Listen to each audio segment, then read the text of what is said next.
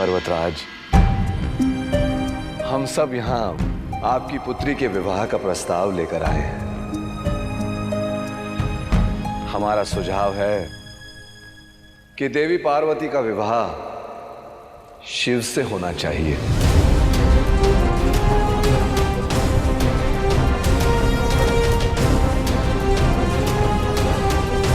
परंतु देवऋषि, हमने तो बालपन में ही पार्वती का विवाह विंध्य के राजकुमार के साथ निश्चित कर दिया था। अब यदि ना कहेंगे तो वचन भंग का पाप लगेगा। नियति को भंग करने का पाप तो नहीं लगेगा ना। नियति ने शिव और पार्वती के लिए कुछ और निश्चित किया है, उसको कोई भी नहीं बदल सकता।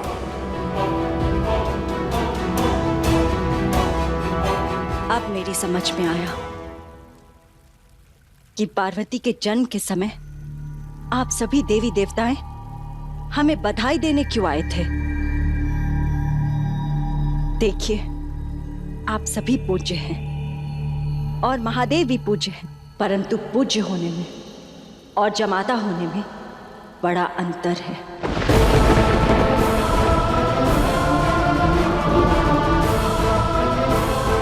वो वैरागी और हम अपनी पुत्री का हाथ किसी वैरागी के हाथ में कैसे दे दें, जो वर्षों से सांसारिक बंधनों से विमुख होकर ध्यान में लीन है। वो शिव गृहस्थ जीवन कैसे अपनाएंगे। एक बार एक मां के हृदय से सोचिए,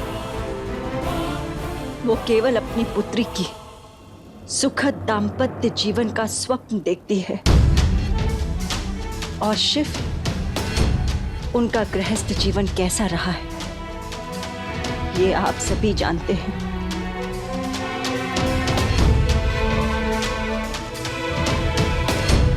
मैं जानबूझकर अपनी पुत्री को वैराग्य और विरह की अग्नि में कैसे झोंक दूं?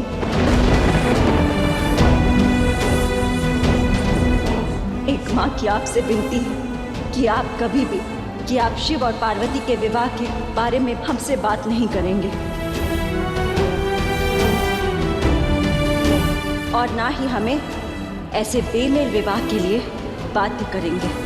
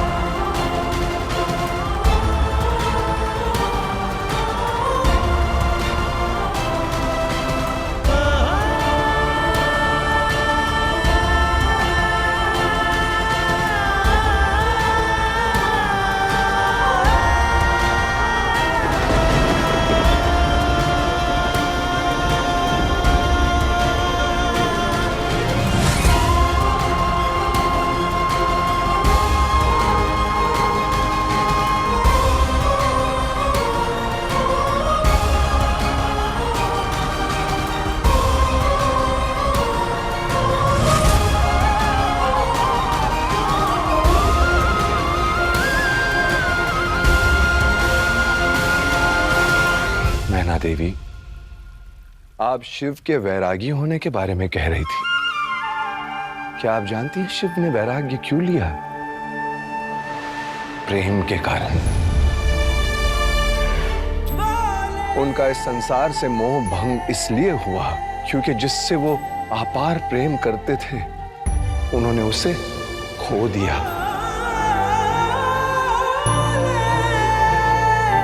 इसलिए वो वैरागी बने और इस वैराग्य में ही प्रेम की पराकाष्ठा है देवी। आप ही सोचिए, अपने जीवन साथी से इतना गहरा प्रेम करने वाला तो किसी सौभाग्यशाली को ही मिलता है। ऐसा क्या कारण है कि आप इतना हट कर रहे हैं?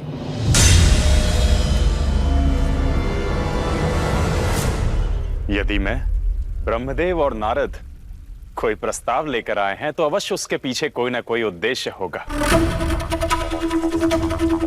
हमने प्रजापति दक्ष और प्रसूति को भी समझाने का प्रयास किया था और अब आपको समझाने का प्रयास कर रहे हैं। बाकी सब आपके विवेक पर है।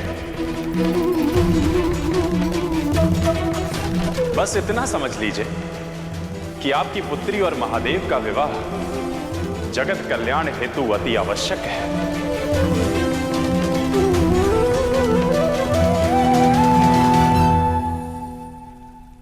आप हमारी दुविधा को समझिए। पिताश्री,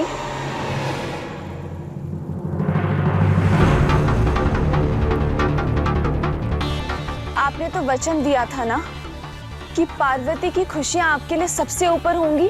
गंगा, वो सदैव प्रसन्न रहे, इसलिए तो हमने विंध्यक जैसा योग्य वर चुना। परंतु पिताश्री, क्या आपने पार्वती से पूछा कि उसके मन में क्या है? वो किस में प्रसन्न है?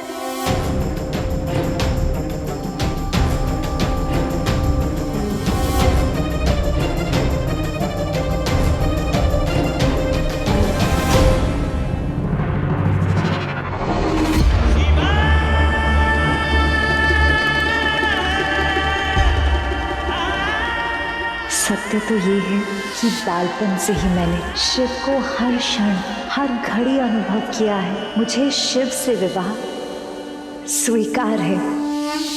पार्वती, हाँ, तुम चलो मेरे साथ। क्या हुआ दीदी? कहाँ जाना है? तुम चलो तो सही।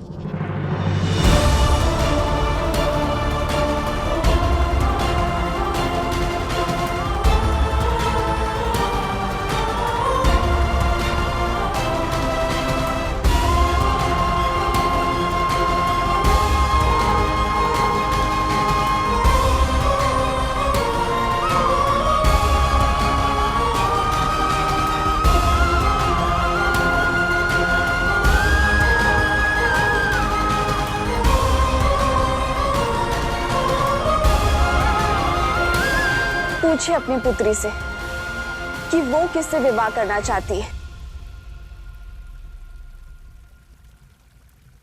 विंध्य के राजकुमार से, जिसके विषय में इसने आज पहली बार सुना है, या महादेव से?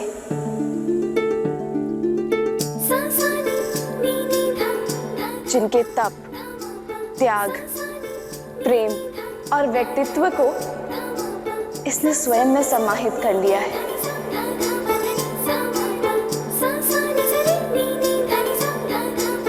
पिताश्री, जब से इसमें समझ आई है, इसने केवल शिव को ही समझा है, शिव को ही जाना है और कदाचित शिव से ही प्रेम किया है।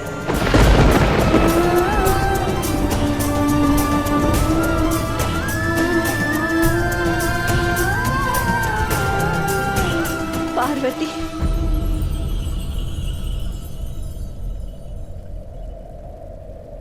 पार्वती पुत्री, गंगा ये क्या कह रही है? क्या ये सत्य है? देखो, घबराओ मत।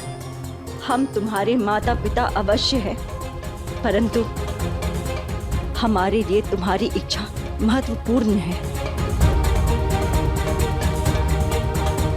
हमारी इच्छा ये है कि तुम्हारा विवाह विंध्य के राजकुमार के साथ हो, परंतु देवी देवता चाहते हैं कि तुम्हारा विवाह शिव से हो। अब तुम ही बताओ कि तुम किसकी इच्छाओं का सम्मान करोगी?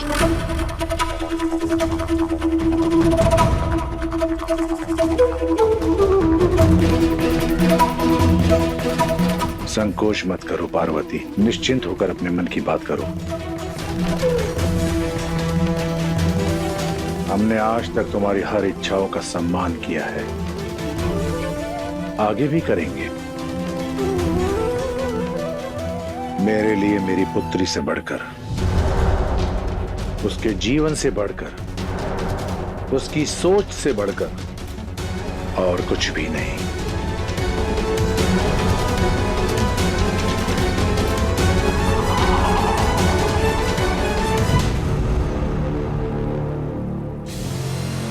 कहिए ना देवी पार्वती।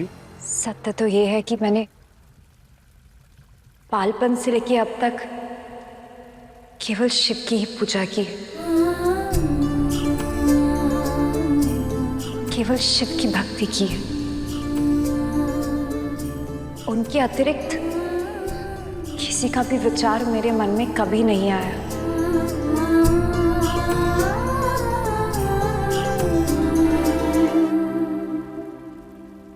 यदि किसी भक्त को उसका भगवान मिल जाए तो उसके लिए इससे बड़ा सौभाग्य क्या हो सकता है।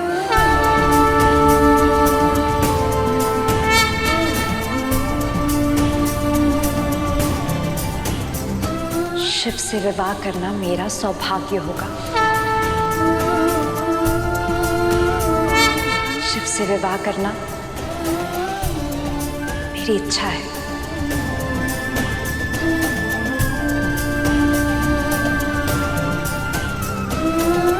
परंतु एक सत्य और भी है, ये मेरी इच्छा है, मेरा निर्णय नहीं।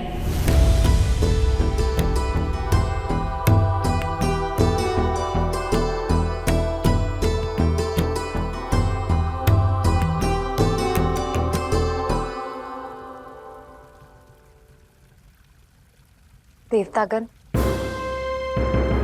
मैं आप सबका बहुत सम्मान करती हूँ, परंतु क्षमा कीजिए, एक संतान के लिए उसके माता पिता और उनकी इच्छा सर्वोपरि है।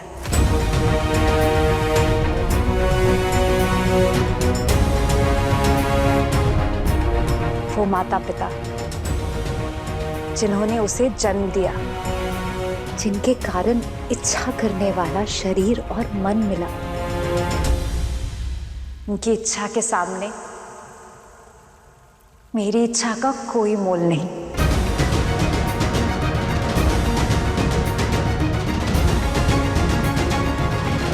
आप सब देवता हैं, संपूर्ण संसार में पूजनीय है, परंतु मेरा संसार, मेरे देवी देवता ये मेरे माता पिता, जो इनकी इच्छा होगी वही मेरी इच्छा है। मैं उसी से विवाह करूंगी जिससे मेरे माता पिता चाहेंगे।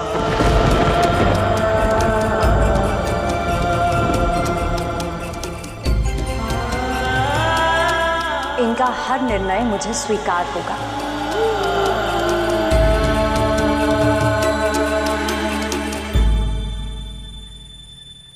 यदि अपनी माता पिता की इच्छा के विरुद्ध विवाह कर भी लिया तो भाग्य नहीं फलता, और देवी सती इसका सबसे बड़ा उदाहरण है।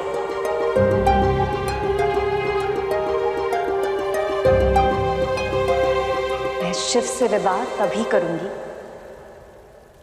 यदि मेरे माता पिता की इच्छा होगी,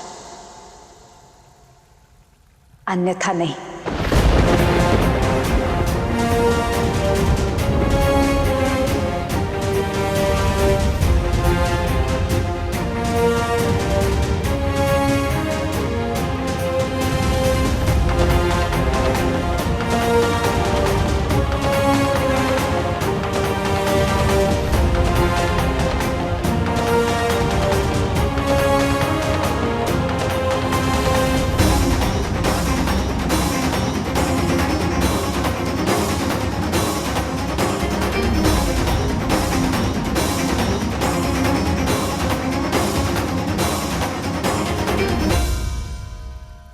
देखा आप सभी ने, हमारी पुत्री भी हमारे निर्णय का सम्मान करती है। हम क्षमा चाहते हैं कि हम आपके प्रस्ताव को स्वीकार नहीं कर सकते। हमारी इच्छा यही है कि हमारी पुत्री पार्वती का विवाह विंध्य के राजकुमार के साथ हो। हाथ जोड़ के हमारा आप सभी से निवेदन है कि आप हमारी भावनाएं और इच्छा का मान करें। इम्मान, देवी मैना, आपसे मैं यही कहूंगा कि आप इस पर पुनः सोचिए। जो संतान अपनी माता पिता की इच्छा के लिए अपने प्रेम को त्याग दे, क्या उसके प्रति आपका कोई कर्तव्य नहीं? सोचिएगा कि प्रजापति दक्ष ने क्या किया था। सोचिएगा कि देवी सती ने क्यों अपने प्राणों की आहुति दी। सोचिएगा कि जिस क्रोध और अपमान की अग्नि में देवी सती भस्म हुई, उसमें दक्ष की हाथों की ऊष्मा भी सम्मिलित थी। विचारिएगा, यदि ब्रह्मदेव ने कहा है कि महादेव और पार्वती का विवाह नियति ने लिखा है, तो इसका तात्पर्य क्या है? यह भी सोचिएगा, माता पिता की इच्छा के साथ साथ एक विवाह में स्त्री की इच्छा का क्या महत्व होता है।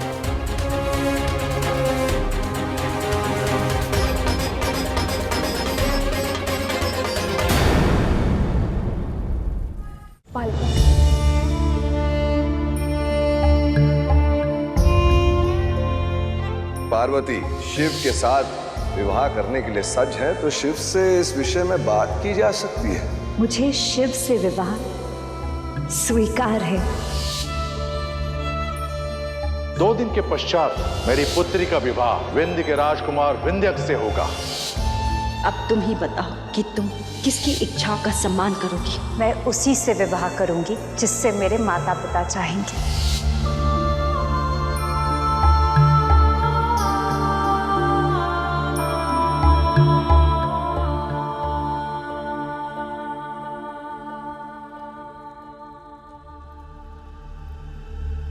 क्या हुआ तुम्हें पार्वती?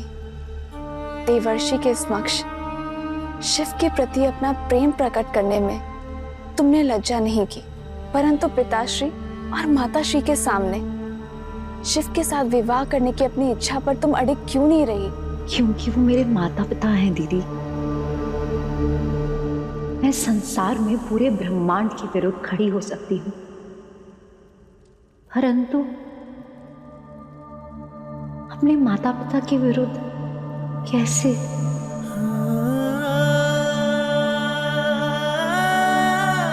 मुझसे मुंह मोड़ लेने से तुम सत्य से मुंह नहीं मोड़ सकती।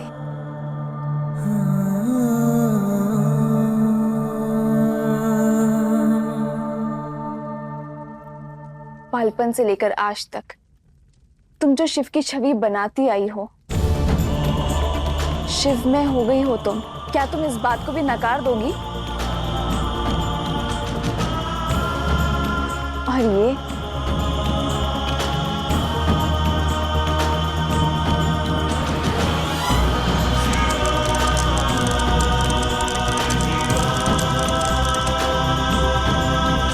तुम्हें क्या लगा कि मैं कुछ नहीं जानती? जब से तुमने संसार को समझा है, तुम अलग अलग स्थानों में जाकर ढूंढते ढूंढते इन रुद्राक्ष को एकत्रित करती रही और ये कहती रही कि शिव जब अपने ध्यान से निकलेंगे तो तुम स्वयं अपने हाथों से उन्हें ये रुद्राक्ष अर्पित करोगी। जब शिव नहीं मिले तो उनके प्रतीक को ढूंढ ढूंढ कर सहेजे है तुमने।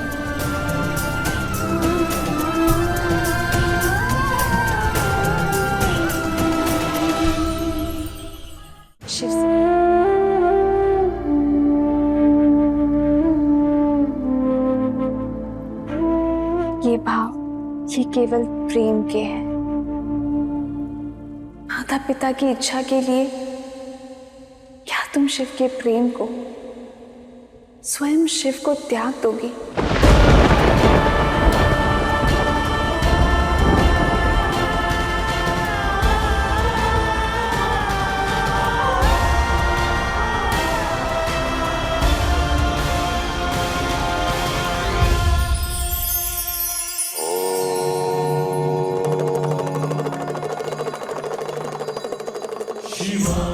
जब से जीवन प्रारंभ हुआ है तभी से सबसे बड़ा भय क्या है जो मनुष्य को सताता है? वो भय है एकांत का। जब जीवन छोड़ता है तब उसे भय लगता है कि दूसरे संसार में वो अकेला रह जाएगा। जब हम अकेले होते हैं तब हमें आभास होता है कि हमारे पास तो कुछ होता ही नहीं। आपके पास क्या शेष है और वास्तविक में आप किस पर अधिकार रखते हैं, इसका ज्ञान आपको एकांत में ही होता है। इसलिए एकांत से, अकेलेपन से घबराइए मत। उस समय आप जान पाएंगे कि आपने जीवन में वास्तविक में क्या खोया है और क्या पाया है, क्योंकि उस समय केवल आप होंगे और आपके कर्म जो आपको बताएंगे कि जीवन का वास्तविक मर्म क्या था।